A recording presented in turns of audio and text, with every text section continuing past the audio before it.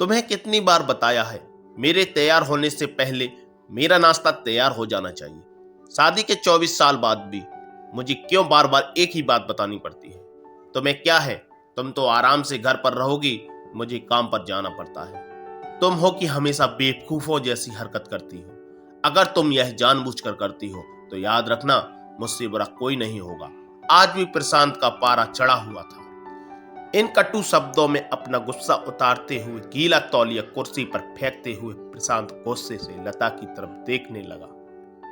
लता के लिए प्रशांत का यह बेवजह का गुस्सा कोई नई बात नहीं थी। वह महीने में 3-4 बार ऐसे ही लता पर बरस पड़ता था।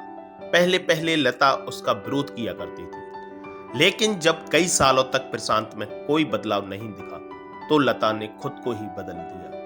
अब प्रशांत के कुछ भी कहने से लता को कोई फर्क नहीं पड़ता था। प्रशांत की हर बात को चुपचाप सिर नीचे झुकाए सुन लेती थी। शादी के पहले 5 साल तक लता ने पूरी कोशिश की थी कि प्रशांत को बदला जाए, लेकिन फालतू का गुस्सा करना और बाद में लता को भला बुरा कहना, यह मानो जैसे उसकी आदत बन गई थी। कोई भी बात विवाद होता तो प्रशांत सीधा लता को बोल देता, अगर मैं तुम्हें अच्छा नहीं लगता तो क्यों नहीं चली जाती अपने मायके, क्यों रहती हो मेरे साथ?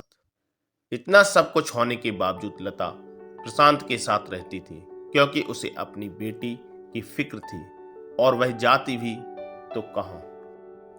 अपने बूढ़े हो चुके माँ बाप को इस उम्र में परेशान करना वह नहीं चाहती थी। समाज और लोग क्या कहेंगे, यह भी तो उसे देखना था।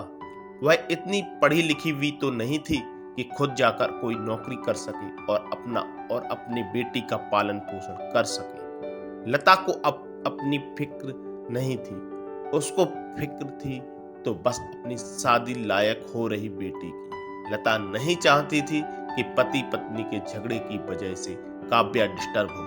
काव्या की पढ़ाई पूरी हो चुकी थी, उसके लिए अब शादी के रिश्ते आने लगे थे। कई रिश्तों को काव्या ठुकरा चुकी थी। 2-3 महीने बाद एक अच्छा रिश्ता आया। रिश्तेदारों और पहचान के लोगों ने भी लड़के के बहुत गुणगान किए थे। प्रशांत एक शाम अपनी बेटी के पास बैठकर उसे बताने लगा, काव्या बहुत अच्छा लड़का है, पढ़ा लिखा है, बड़ा घर है, बहुत अच्छी नौकरी है। ऐसे रिश्ते बार बार नहीं आते बेटा, इस बार मना मत करना। काव्या अपने पिता से ज्यादा बात नहीं करती थी, शायद डरती थी या शायद नफरत करती थी, लेकिन आज वो अपनी पूरी हिम्मत इकट्ठा कर बोली, मुझे अभी शादी नहीं करना है पापा, मैं नौकरी करना चाहती हूँ, खुद को अपने पैरों पर खड़ा होना चाहती हूँ। हाँ तो उसमें क्या बड़ी बात है, मैंने लड़के से बात की है, वह तुम्हें किसी बात के लिए नहीं रोकेगा। तुम शादी के बाद भी नौकरी कर सकती हो, वह तुम्हें नौकरी के लिए परमिशन दे देगा। प्रशांत बोला,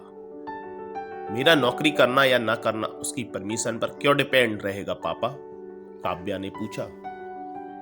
मैं कह रहा हूं ना, तुम्हें किसी भी चीज की कमी नहीं होगी वहां। ऐसे रिश्ते बार बार नहीं आते, इसे ठुकरा मत, बहुत खुश रहोगी तुम वहां। प्रशांत बोला, पापा क्या मैं उतनी ही खुश रहूंगी जितनी मम्मी इस घर में खुश हैं? काव्या ने तंज कसते हुए कहा। आज तुम्हारी जवान कुछ ज्यादा नहीं चल रही? प्रशांत गुस्से से आंखें बड़ी करते हुए बोला, पापा मुझे शादी ही नहीं करनी है, क्योंकि शादी के बाद अगर वह लड़का आपके जैसा निकला तो मैं क्या करूंगी? मुझे आपसे जैसा जीवन साथी नहीं चाहिए जो बिना बात के मुझ पर हमेशा चिल्लाए। मुझे कुछ भी अपनी पसंद का लेना हो तो 10 बार सोचना पड़े, कहीं वह नाराज ना हो जाए। मेरी तबीयत कैसी भी हो उसे परवाह ना हो, रोटी थोड़ी मोटी बन जाए तो घर सर पर उठा ले, उसकी चेक बुक ना मिले तो भी मेरा ही दोष निकाले, और हर छोटी मोटी बात मुझे मायके जाने के लिए कहे। काव्या ने अपना दिल खाली करते हुए पापा से सब कह दिया। प्रशांत का गुस्सा 7वें आसमान पर था, लेकिन उसके मुंह से एक भी शब्द नहीं फूट रहा था। वो काव्या की बात सुन रहा था। काव्या उतना ही बोलकर चुप नहीं हुई। आज पहली बार वह अपने पापा के सामने इतना कुछ बोल रही थी। पापा, आपने माँ के साथ हमेशा गलत व्यवहार किया है, आप अपने ऑफिस का गुस्सा बिना सोचे समझे माँ पर उतार देते हैं। कभी इस बात की परवाह भी नहीं करते कि उन्हें कैसा लगता होगा। आपकी बातें सुन माँ ने अपना स्वाभिमान खो दिया है। प्रशांत आज पहली बार अपने किए बर्तावों को महसूस कर पा रहा था। वो इतना ही बोल पाया, जो तुम्हारा मन है वो करो, मैं तो इतना बुरा हूं ना। काव्या ने प्रशांत का हाथ पकड़ा और बोली, पापा मुझे सिर्फ एक सवाल का जवाब दे दो। क्या आप चाहेंगे कि मेरा पति आपके जैसा हो? अगर आपका जवाब हाँ है तो कर दीजिए मेरा रिश्ता आज है, और ना है तो मुझे आत्मनिर्भर बनने दीजिए।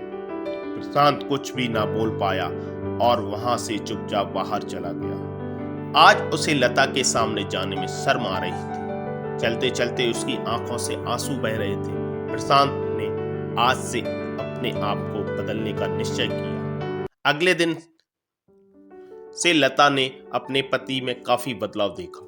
वह सोचने लगी कि जो हिम्मत काव्या ने दिखाई है, वह हिम्मत अगर मैं पहले ही दिखा देती तो शायद आज परिस्थिति कुछ और होती। अब काव्या पढ़ लिख कर अच्छी नौकरी करने लगी थी और 3 साल बाद उसके लिए एक अच्छा रिश्ता आया। और उसकी विदाई पर प्रशांत बोला, बेटा तू हमेशा खुश रहेगी क्योंकि तेरा पति तेरे बाप जैसा नहीं है। प्रशांत की यह बात सुनकर लता और काव्या की आंखों में आंसू बहने लगे। दोस्तों, हमारे समाज में औरतों को भले ही देवी का दर्जा दिया जाता है, लेकिन वह स्वतंत्रता नहीं दी जाती जो उन्हें देनी चाहिए। उन्हें बचपन से ही बताया जाता है कि वह पराया धन है। स्कूल से आने में देर हो जाए तो पिटाई मिलती है। मोबाइल पर बातें करते हुए दिख जाए या खिड़की से झांकते हुए दिख जाए तो शक किया जाता है। माँ बाप का घर तुम्हारा नहीं है, पति का घर ही तुम्हारा घर है। जीवन भर यह बातें बताकर उन्हें ससुराल भेज दिया जाता है और एक दिन किसी छोटे मोटे झगड़े में ससुराल वालों से उन्हें सुनना पड़ता है कि इस घर को छोड़ दो और मायके चली जाओ। अब आप ही बताओ दोस्तों, ऐसी स्त्रियों का सच्चा घर कौन सा? आखिर वह किस घर को अपना घर कहे? दोस्तों, हमारे चैनल को सब्सक्राइब कर लें। अगले वीडियो में फिर मिलेंगे एक नई कहानी के साथ। तब तक के लिए बाय बाय। जय हिंद।